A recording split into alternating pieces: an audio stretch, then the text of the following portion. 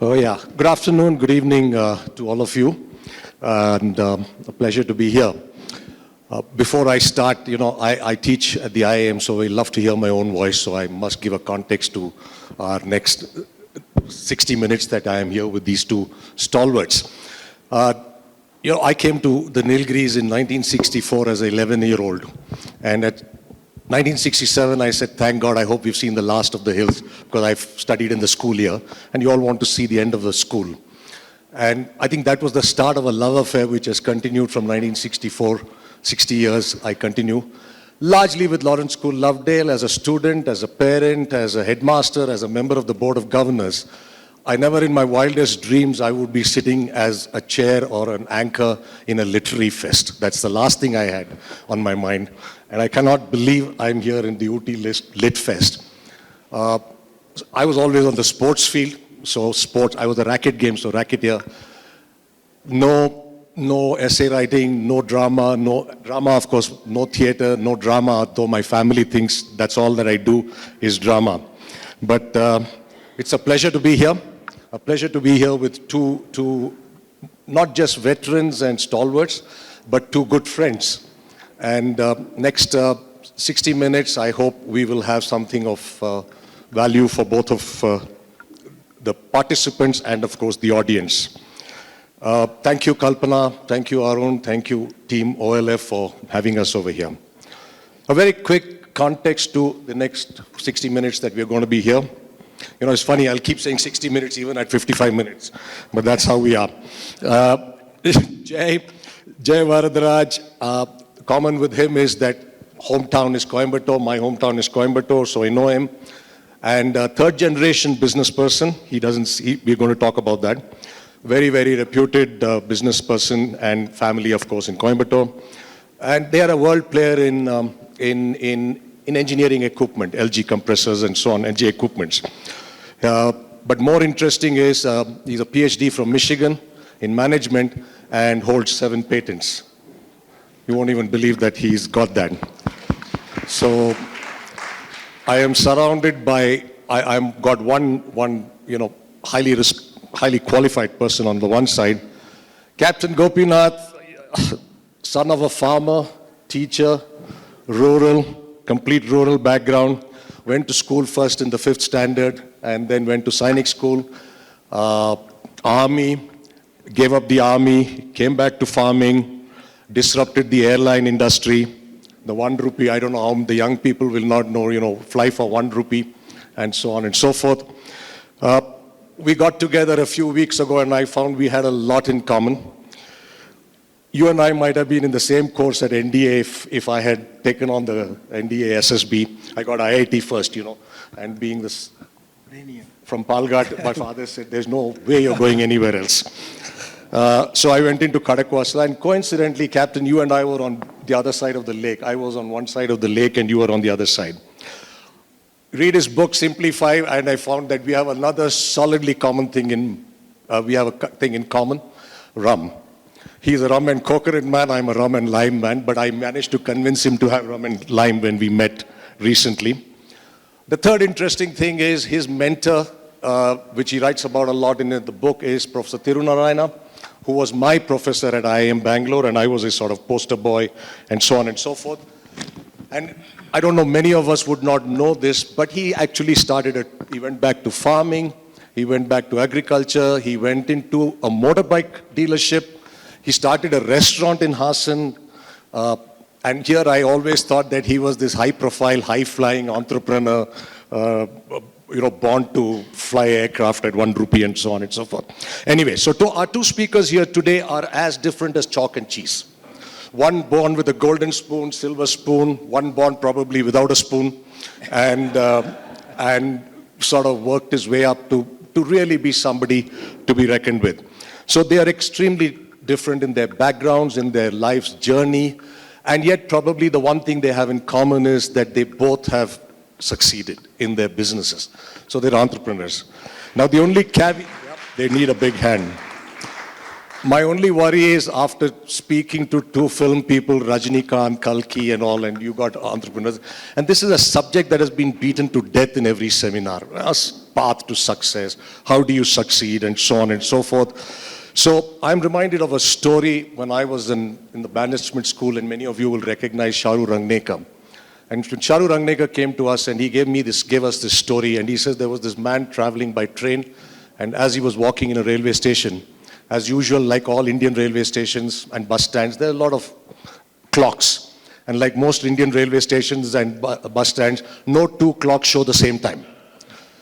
So this passenger calls up this porter and he says, "Arey bhaiya, you know, there are two clocks over here. What's the point of these two clocks? They don't show the same time."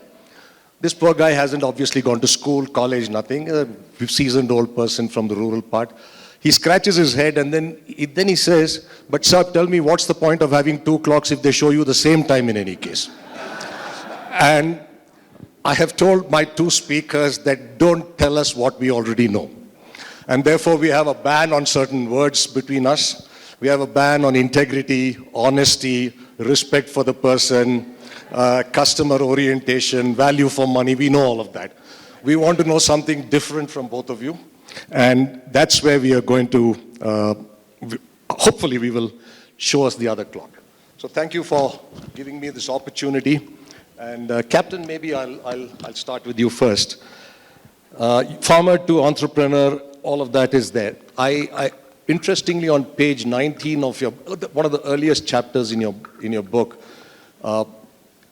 there's a statement which says probably here was what the seed of Deccan aviation was sown. And this was about 1971-72 ops. You were somewhere near Siliguri, moving into, and you were looking at air ops and the helicopters and so on and so forth. I saw that, and there you've made one line which says, here probably is where the seeds of Deccan aviation was formed in 1970. And you actually, I think, I think formally in 2000 odd was the time it happened. And this brings me to a very interesting, and my focus today is going to be about what does it take to be entrepreneurs, especially for the current generation, because we are in the world of instant gratification. We want instant results. And here are two stalwarts who have built it the hard way. So I read an interesting line by Tony Fadell, considered the inventor of the iPod. In fact, he's called the Podfather. And he says, it's strange, but it takes 20 years to become an overnight success. So I can see that it took you about 20 years to become this overnight success that you were. How did it really happen? You know, I think Perumal Murugan, I think, said it very eloquently today, and he said, I just did what I believed in, you know, because he wrote of the soil, and he wrote of his native people and what he knew. And in that sense, you know, I always challenged things. I never took anything as a gospel. Like I think Bernard Shaw said, you see things and say why, and I dream things that never were and ask why not. So I would always look at the craziest thing. So I had a good time in the army. I was in the war, and I was in Sikkim, I was in Bhutan, I was in Chinese border, I was in Kashmir. And one day I said, it's still a regimented life. I must do something, and I wanted to go back to my village. So I resigned my job, and I had 6,300 rupees as my gratuity, which is what I got because I had to put in 20 years of service. I had put in 8 years of service. I was 27 years old, or 26. And so I came back to my village to do farming. And, but of course, in the meantime, they had built a dam and across the river, and all the lands that my father had got submerged. So I said, what happens? They give you compensation. They said, yes, you know, in bits and pieces, and they gave some land in a remote area. So I said, have you seen it? He said, no, we have not seen it. It's very remote. It's got no roads, no electricity. So I had a motorcycle, and I took a villager card and I went there. And I stood on that hillock there, which was very remote, and that's what it sort of, it was romantic. It was more a romantic decision. And like all romantic decisions, it gets you into trouble, it also gets you out of trouble. And so as I was seeing the lands, I was also dreaming. And as I was dreaming and I was planning, I saw possible coconut plantations and banana plantation as against seeing fences. And so my mind was breeding like the monsoon clouds. And so as I stood there, I said, why am I looking to do something else? Here I've got something, I can create a farm. So I came back to my village. There was a Harijan boy who was some kind of a bonded labor in the village. It was extinguished. Bonded labor was not there, but it still existed. It still exists. And I had an army rifle. I went to Bangalore, got a second-hand tent from the Gujri, and bought a Doberman dog and went and pitched my tent. And that's how my farming life began. And like all farmers, I went through hell. And as someone said, I think to see heaven, you had to go through the gates of hell. So I saw heaven, and I didn't become rich, but and I said, I think somewhere in the book, that because I didn't have money, and also even if you have money, you lose everything in farming. If you start with whatever limited amount you have, all the time I was thinking, how do I innovate? So the low-cost farming was somewhere the seed of my low-cost airline. Including in the army, I was most of the time in the tents, you're in the border areas, and somewhere, when you don't have things, you make do. Like Napoleon said that when he had to attack, the soldiers said, we don't have any entrenchment. They said, use the dead bodies. So he used the dead bodies as an entrenchment to attack. So it was all a question of innovation and believing in oneself. It's not to discount the prohibited words you said about gurus and all that. Of course, we're all formed by that. We're all inspired by that. But I think the problem for any entrepreneur today, because many of them even come to me, they write to me, more than the funds, they say, this is my plan. What do you think about it? I said, if this is your dream, you are seeing it. I'm not seeing it. So don't go to your Narayan Murthy or a Bill Gates. They're not seeing it. In Kannada, there's a proverb, Angai na hundige kannadi beke. If you have a abscess in your palm, do you need a mirror? The mirror is a guru or a consultant. So you listen to your heart. And many of us don't listen to our heart. We don't have the courage to listen to that heart, inner gleam, what is called intuition. Of course, there is tuition, that is later, but intuition is what this world has to believe in. Even I think Gandhi did that, though he looked like a madman many times.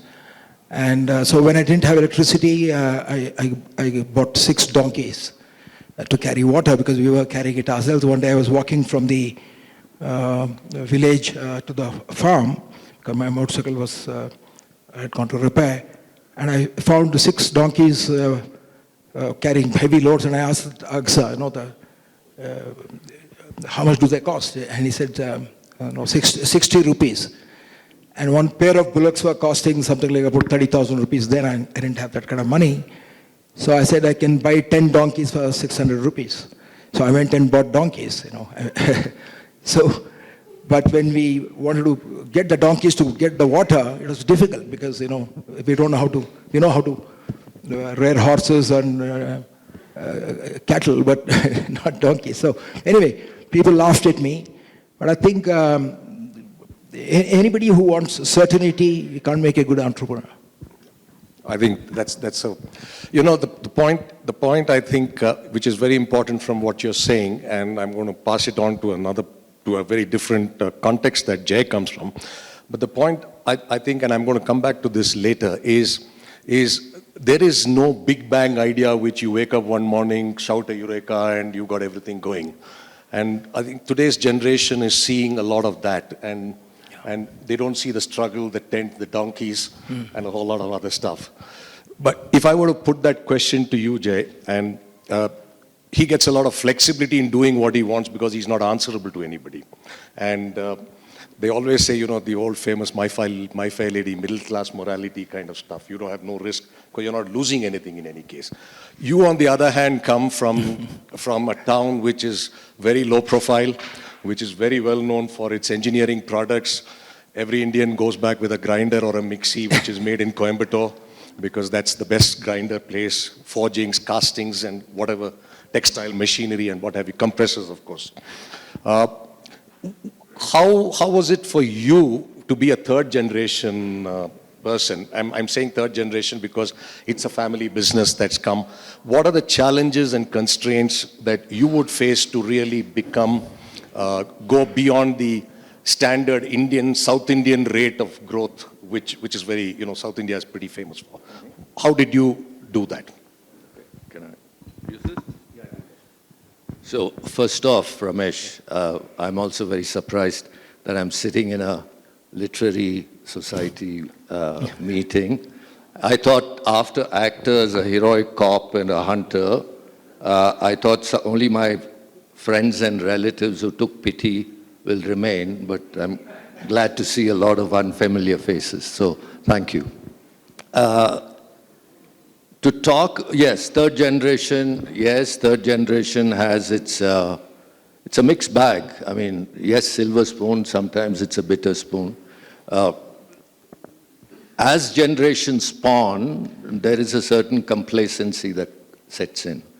And the further down you are in the generation tier, the more you're vulnerable to those kinds of degeneration that sets in. Fortunately for me, that did not happen. Probably because my family decided to split into multiple businesses very early on. And therefore, I got a piece of it and I had to fend for it, right? And that's all I had. There was the safety net that is there in a family business that stays together was not there, right? So that was one part of it. And the other part of it was probably the good fortune that I had that my parents made sure that I was educated well. There was pressure to study, pressure to perform, pressure to live up to certain standards.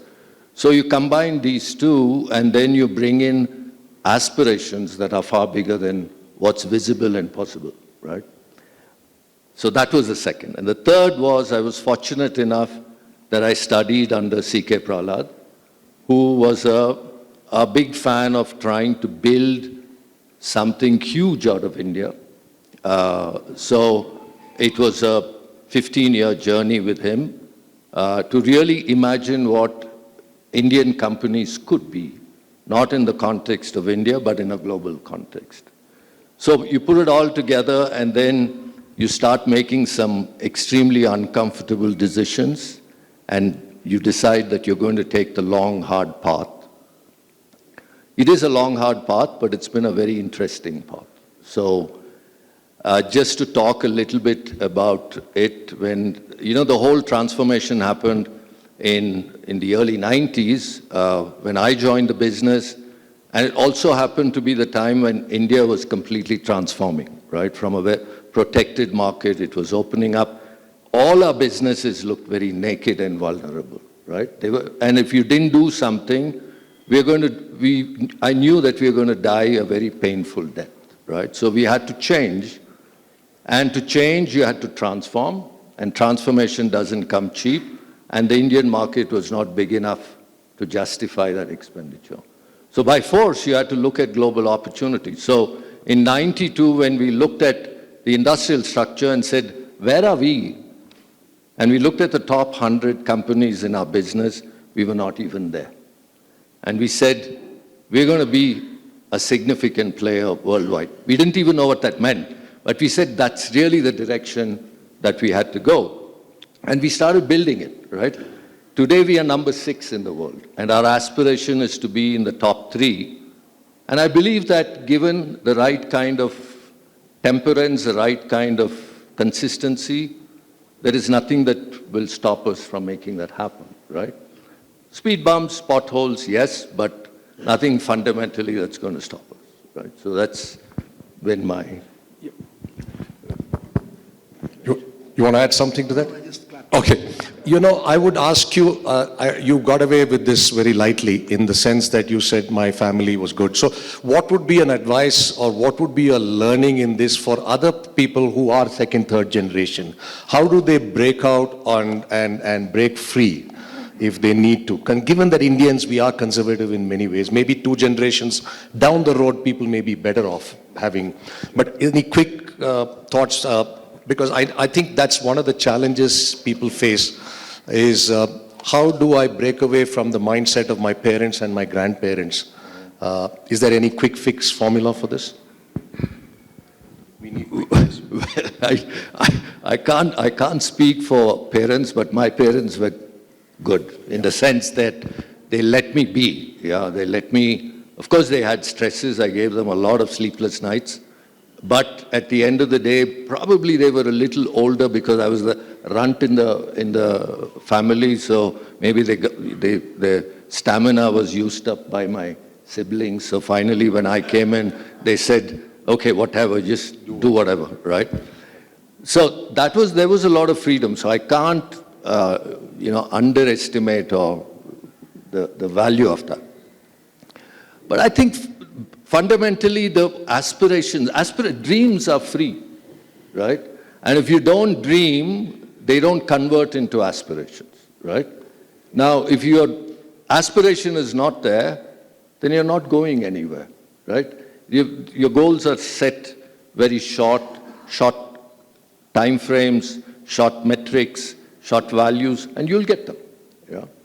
But you need to dream and you need to have an aspiration that's far bigger than yourself and what you're capable of today. And it has to be grounded in reality, of course, but that's not an issue, right? So if you have the aspiration and you look beyond what you can see, I think that's a starting point. If you don't have it, then everything else just happens incrementally. Yeah. Fair enough. Fair enough. This is a question I've been wanting to ask you and ask all the people for a long time. You know, when you incubate a company, when you start a company, and then you sell it, it's like giving your child up for adoption and getting the child away from you forever. And how do you feel as a mother? How does a mother feel when you have to give up the child forever and cut the umbilical cord? What did you go through and what happened? I think what happened, I'll tell you, but I think I said it somewhere when someone asked me that it was more like getting my daughter married off. And that was exactly the kind of emotions because the dream was conceived by me and some of my colleagues. And we nurtured it when we delivered and launched. And we were obsessed to the point of madness in nurturing it and protecting it and growing it, and became the largest airline in India in the 4th year. In 3rd year, it overtook Indian Airlines in market share, in number of destinations we were going. After 50 years, Indian Airlines was touching about 45 cities. We were going to 70 cities. We were, of course, we didn't have the largest number of revenue, but we were the largest airline in terms of network, in terms of number of people we carried. So it was really emotionally, we touched every, from the peon to the president, everybody knew us in that sense. So when this parting had to happen, it was exactly like on the day my daughter got married. You know, it was, a lot of people wept and I wept. But I think I had to do it because of circumstances, like, you know, sometimes when your daughter is grown and she either comes and tells you I'm getting married because she's fallen in love, or you get her married, you are always wondering, you know, how will she be when she finds a new home. And it was also circumstances that made it happen, because when we grew so fast, because, you know, so everyone asked me that you were a captain in the army, you left with 6,000 rupees, son of a teacher and a farmer. It is the most capital intensive industry. How did you launch it? And of course, I launched the helicopter company first. And I didn't have any money to launch it. But I think it was true then, it's true today, and it will be true tomorrow. I think your energy and your dreams, if you have it, capital will come to you. And that's exactly what happened. You know, I had the dreams.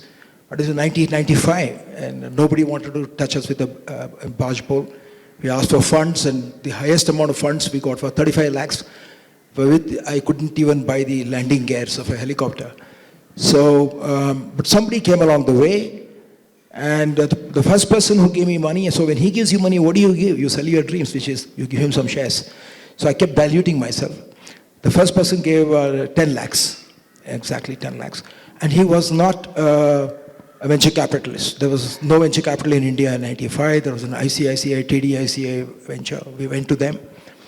They said our total budget is 5 crores and we only fund IT companies. Venture capital had not come to India. Then somebody who was a Sindhi businessman, I was introduced to him by my chartered accountant, and I was asked the chartered accountant, how is he? I said, is he a good man? He said, he's good chap. That's the only question I asked.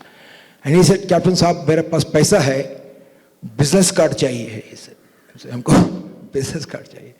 So that means I want status. I want to be known. You know, no, I want to leave something good. So he gave 10 lakhs, and I gave some shares. And so it was not the conventional, typical private equity that happened. So you had to, you had to keep your mind open to do the craziest thing, and allow it to happen. And just out of context, to the person who gave that 10 lakhs sold it for 145 crores when Deccan got listed and Vijay Mallya came in. So that's a crazy world, but it's not a measure of any success of the company. But what happens, when you sow dreams and then you may yourself not reap that bigger benefit of your investors, but that is real, because but it can also go down in the stock market as well. But anyway, Deccan was a success story.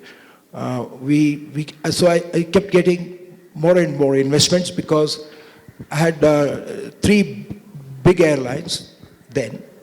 There was Jet Airways, and there was Sahara, and there was Indian Airlines. And soon they were using both political measures as well as business tactics to put me out of business. They would put a flight just half an hour before my flight and put one flight lower than my fare. So I realized that I had to expand, and I needed to get equity for that. Otherwise, I would be out of business. That's how I conceived the idea. But then, C.K. Prahlad, who was a very good friend of mine, so he and I talked once, and when he had used my helicopter, and he called me one day from Jaipur. He said, Captain, I'm in Jaipur. I'm boarding a flight, and the lady sitting next to me can't speak a word of Hindi. She's a Lambani. She's a tribal woman. So then we met, and that's when this idea of making this vision of every Indian must fly. And as you said, the vision should not be I want to have 100 aircrafts, I want to have the largest stock market. The vision is something that you realize it every day, but you will never realize it. If you want to say I want every Indian to fly, it's something you are going to live forever. So that's how this 1 rupee ticket happened, because I had already introduced 500 rupee tickets.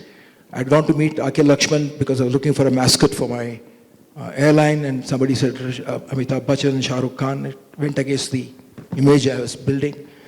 So I called Akhil Lakshman, and my marketing manager, I still remember, he said, Captain, forget it. Akhil Lakshman will shut the door on you. We got the PM, he was from Leo Burnett. He said, we got somebody from PMO's office to call him, and he shut the phone. He locked the phone. So I just called him. I said, I was never having this complex. When I wanted to talk something, I only believed in my dream. So I never had that complex of, is my dream stupid or silly.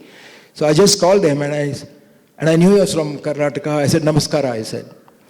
And he this one he was talking, he said, where are you from? I said, I'm from Gorur, Hassan. And it so happened that his father was a headmaster in Hassan. So I said, I want to come and meet you. And I took a model with this common man on the plane, and I showed it to him. I said, I want this to be on my plane. So he touched it, and he said, use it. And I asked him, what about the copyright? Will have a problem with Times of India? He said, no. I said, Times of India is the cartoon, but the common man is mine. Or what do you say if you call them? He said, I'll say, hova body magna. He used, I'll say, Asadu, F off. This is exactly the word he used. Anyway, he was generous, he was gracious. He said, whatever you want to offer, you offer. So many times, if you are really audacious about your dreams or about this one, I think as Walt Disney said, if you can dream it, you can do it. And that's really true. In that sense, I'm superstitious. But of course, your dream has to be combined with adventure. You can't sit and dream.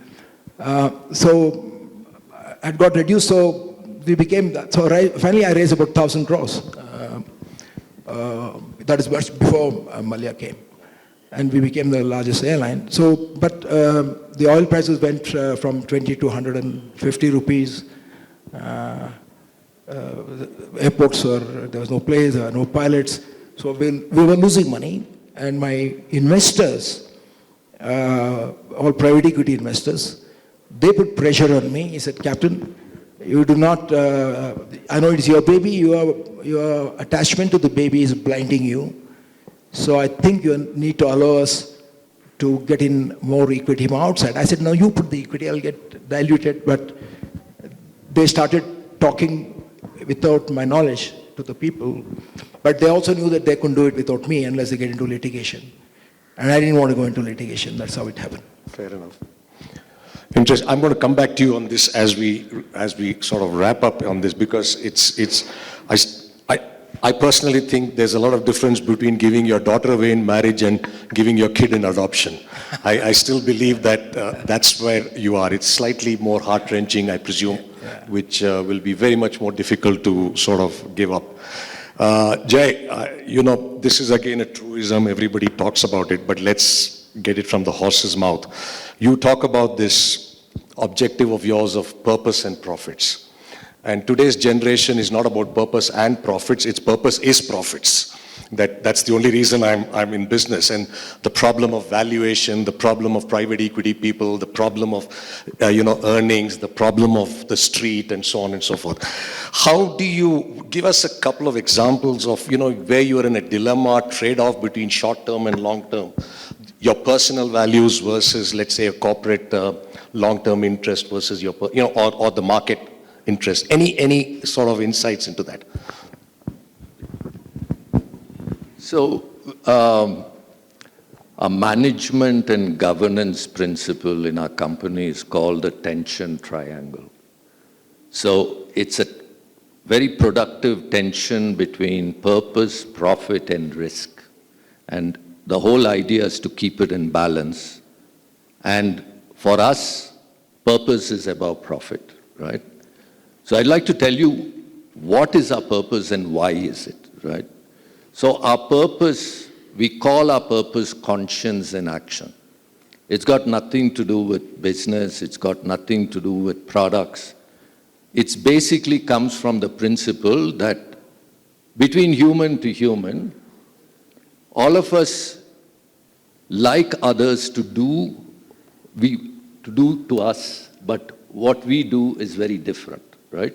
So the idea is do to others what others do to, what you would like others to do to you. So that's the fundamental principle of conscience in action, and we apply that to our stakeholders, whether it's a customer, employee, distributor, supplier, investor, and society.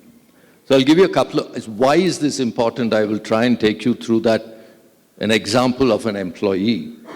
Now, one of the fundamental principles of our strategy is we don't want to build a business on the back of cheap Indians, right? Now, all of us go to work, and we go to work because we want a better standard of living, and one aspect of standard of living is what we earn. But if our entire strategy is built on how to keep ourselves cheap, then it's a fundamental hypocrisy, right? So what we say is we want Indians to be expensive. So what do? A manifestation of that. So we take our shop employees as examples, right? So we have a factory in Italy where we pay our shop employees 30 lakhs approximately a year. So that's the market. You don't pay, they don't come to work, right? The technology for the factory goes from our factory in Coimbatore. And that company is profitable, right? So the fundamental question is, why is it that we are not able to pay 30 lakhs to our people in Coimbatore and still be profitable, right? So that's one of our strategies. How do you make that shift? And it is possible, right? It is possible. It's like plastic bottle. I'm glad to see there are no plastic bottles. If there are plastic bottle is so cheap, and because it is cheap, it is overused and abused. And people are like that. If people are cheap, we tend to overuse them and tend to abuse them, right? So if we make people expensive in our process and we make our business, our technology, our strategy all centered around our people being expensive, the Indian mind's capability to build solutions around those boundaries are just amazing, right? So in the last 20 years, our compensation, today our shop floor employees get about 10 lakhs a year, right? Which is a pretty good salary compared to local standards, but it's not 30. We want to get to 30. Now, if you look at what we have done in the last 20 years, probably the compensation has gone up 25 times. Our revenue has probably gone up 12, 15 times.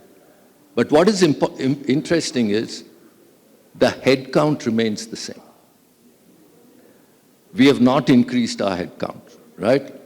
People have been involved in making the job more productive, and they have the faith that if they participate in that, they get their fair share of returns to themselves. So this is a win-win for everybody. That is one kind of a strategy how we live our purpose. The second thing I can tell you is, if you look at our country, you start from the US, the inequity is just horrible. Inequity in pay, inequity in opportunities, inequity in voice is very bad, right? If you look at just pay, in the US, the lowest to the highest, the multiple is 365, right? It's obscene, yeah? And India is not too far behind. We are at 300. It's very obscene for a country like ours, right? So we believe we have a responsibility to reduce that inequity. In our company, the lowest to the highest will not exceed 32. And the reason for 32 is we believe we need only 6 levels in our organization, and we double the compensation at every level, it will be 32, right?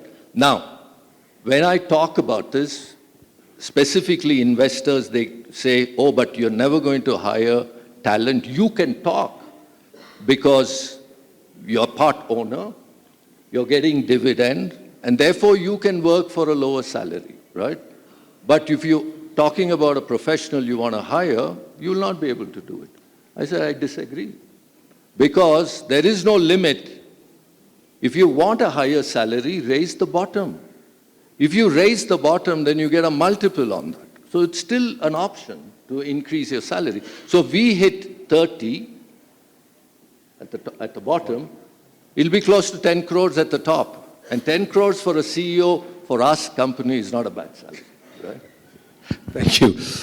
We have 20 minutes, so I'm going to give you, I'm going to ask you one question and then we'll throw it open to the audience. There is an award-winning film about you in Tamil and in multiple languages. Yeah, don't look so shocked, don't look so surprised. You know it's there. Yeah, you can tell the audience, you can smile a little bit and say, you don't have to look so, you know. Yeah, and I saw an interesting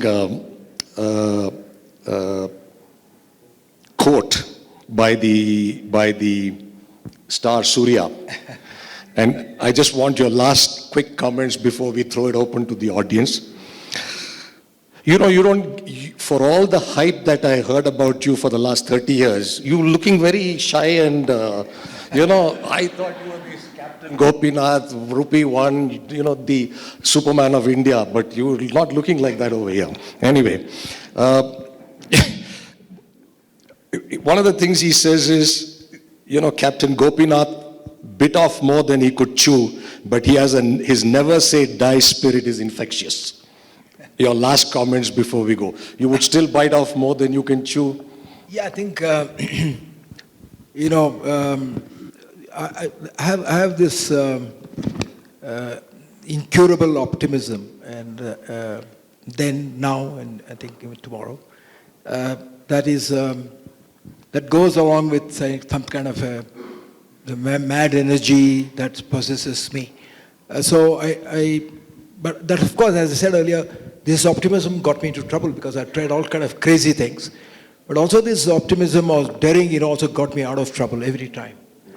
And that's how I was able to do whatever crazy things I did, but I don't regret it. Good. But I think you asked me to say a few words about Malya. You want me to say it? Or? No, I was going to ask you, so let's have it very, very short because I want to leave it to the audience. So my question is only this. When you sell out to a company, just like in a marriage or in even in an adoption, I'm going to take that as the model. As a parent, do you think the DNAs of the buyer and the seller should match? And from whatever we know of you and the buyer, maybe there was a huge mismatch. There was a mismatch.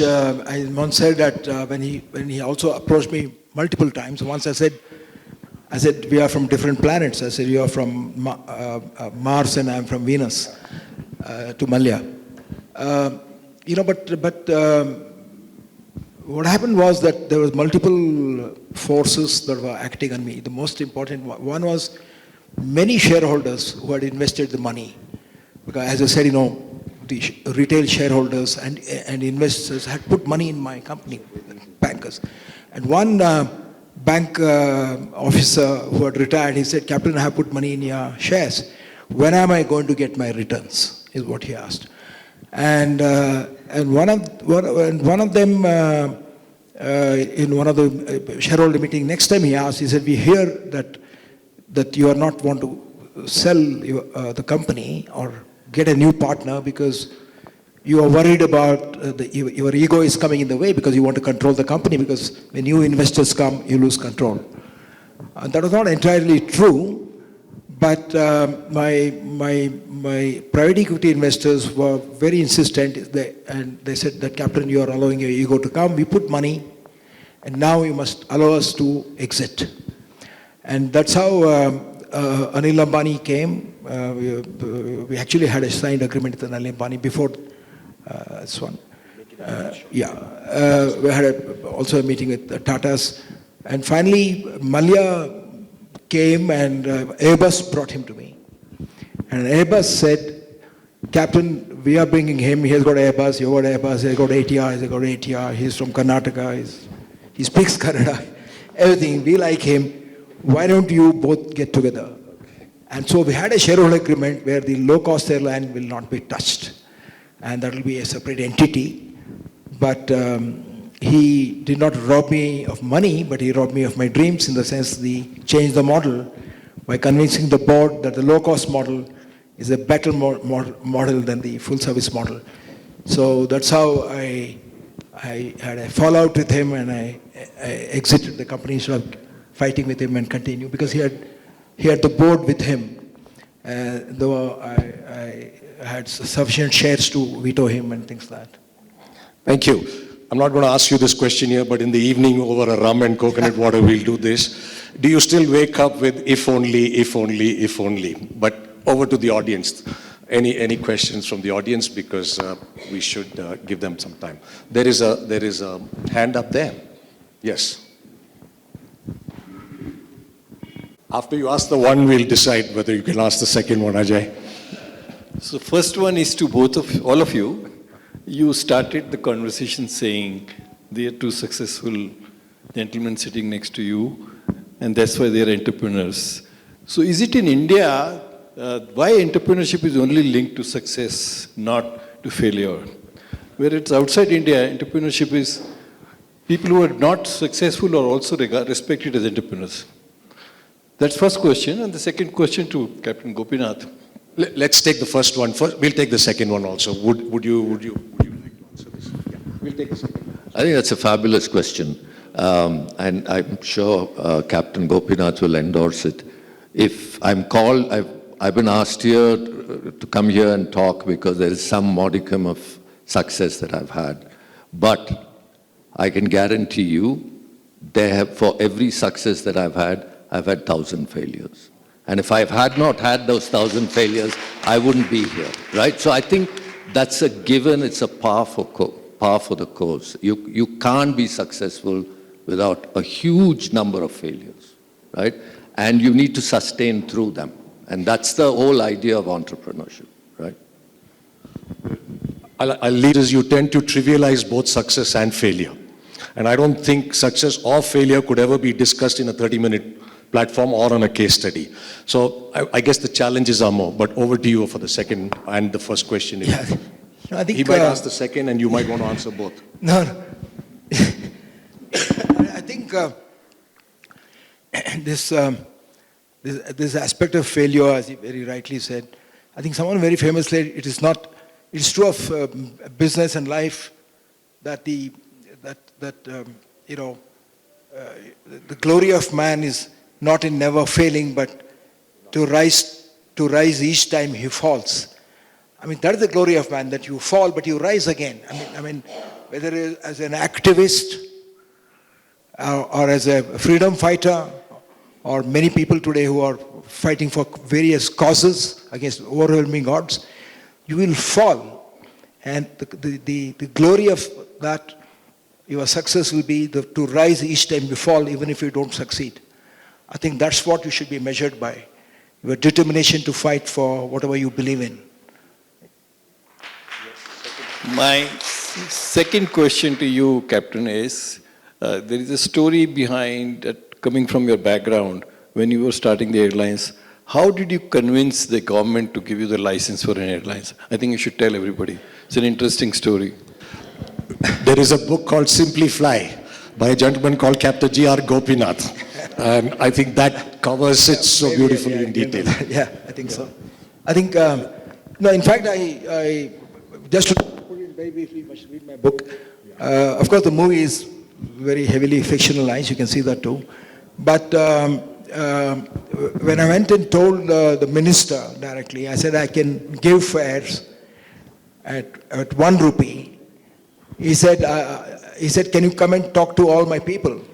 And so he invited me to the ministry, and he called the Secretary of Civil Aviation, the airport authority chairman, the DGCA. So I gave them a 1 hour talk. So every clerk, he pushed my file because he owned the idea, Any questions? There's a hand there. May I take this one first and then we'll take you? Yeah, sure. How did you convince your investors to stay quiet or your auditors to stay quiet for a certain amount of time till you make money? I didn't. Idea. Nobody's done this, you're a new company. So how did you convince the investors or your auditors? Your books were, I don't think you were making any kind of profit. No, we were in profit initially. But after how long? After how long? I think in the aviation helicopter company, we were in profit right from the first year. Okay. The rest of it? But even in everybody knows much about the airline because it's so glamorous. Yeah, you don't make money immediately. But the helicopter company, when I started in 95, nobody believed in it. In fact, The first question the bank asked was, how many Tatas are there in this company? Who will use your helicopter? And again, your auditors. But I think it is true for every business. When you go with a new idea, I think that's what happened with Bill Gates, or the famous thing where IBM said, who will buy a computer, right? Who will buy a laptop? So I think in every great success, not just in business, anywhere. Actually, since Mr. Gopal Krishna Gandhi is sitting here, he has just written a book, not the last one, the earlier one, Restless as Mercury. I think we should, everybody who is either a businessman or an administrator, any entrepreneur or activist who is trying to achieve something, must read that, those 20 years where he would not give up. And it was a crazy idea that, by using non-violence, you can get, not in India then, in Africa, with apartheid, with so much of brutality and, so much of killings, that one man stood up.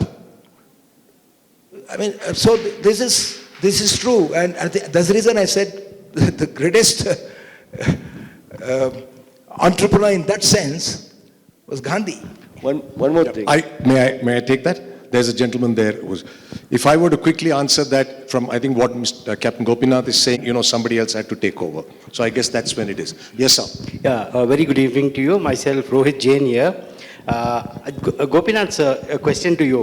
What if you had been the Gopinath of 20 years back and today to start the airlines? Would you be still giving a ticket for a rupee?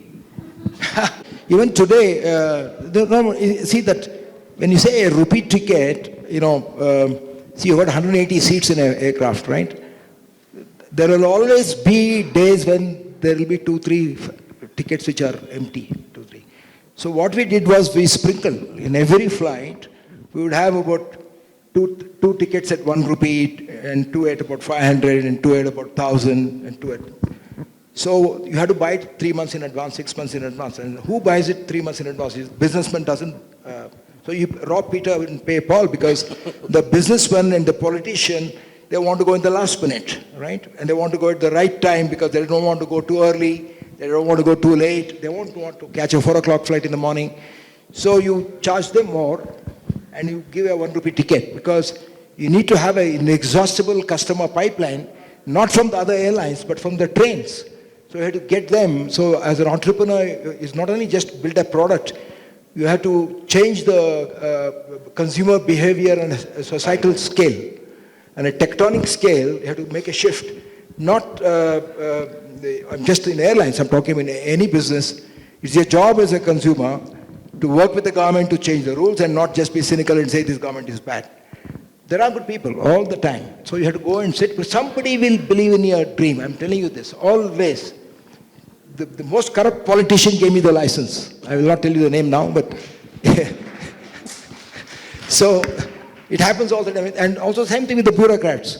The bureaucrat would shut the door, and IAS secretary, I still remember, I said, Captain, don't quote me, your file is not going to be cleared, so please go and handle it politically. He has already told the Secretary of Civil Aviation, the DGCA, low-cost airlines will not work in this country, for example. This is a real story.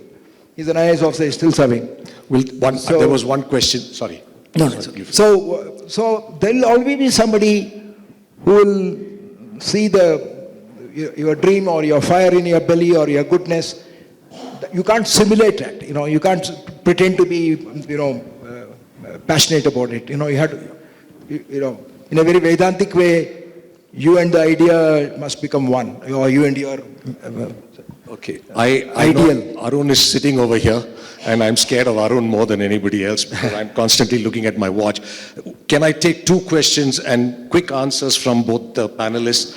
Because gentleman there has been having his hand up there, and we'll take. And let him finish, please. He had his hand up first. Thank you. First of all, very inspirational, made in India brand. Hats off to both of you. Ramesh, you mentioned to start with that you've told the speakers not to talk about teamwork, collaboration, integrity. And despite the overload of all the seminars that we have, I want to ask these 2 successful people, what is missing? What is this generation, or even my generation, not hearing or doing? to get it right. I'll ask you to ask of you because I have this problem of jugaad versus frugal innovation. But I'll pass that right now. What is the missing? I think we are looking for instant nirvana. It doesn't exist.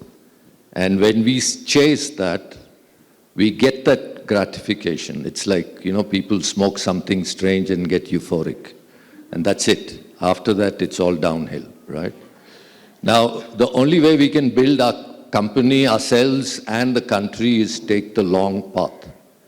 And the long path is not an easy path, but it's a great path. We got to have faith that it's a great path. A lot of us think the long path is a terrible path. It's actually a more beautiful path. Shena has one last question. Thank you, sir. Shall I ask? I'm just surprised. I thought the film session will be far more interesting with so many more questions, but I'm just surprised they're asking. The last session can be extended. We'll just take one last question. At 5:15, we will still get up from here. Thank you very much, sir. You decide. So on the lighter side, maybe this question, say a lemon, for example, a lemon costs differently at different places. You agree, sir? The same lemon costs here one place, at a finger post another price, right? So what is the connection between ethics and business?